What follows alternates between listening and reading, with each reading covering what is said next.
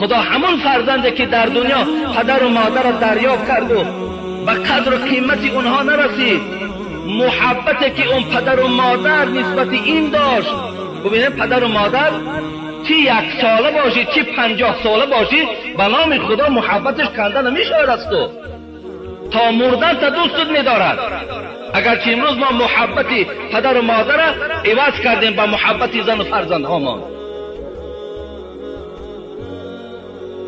حضرت جبرائیل گفتن خدا این گونه فرزند از رحمتش دور گرداند.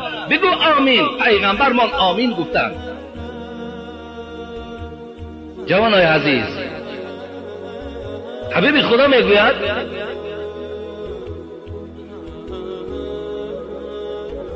من بر والدی طوبی له زاد الله فی عمری.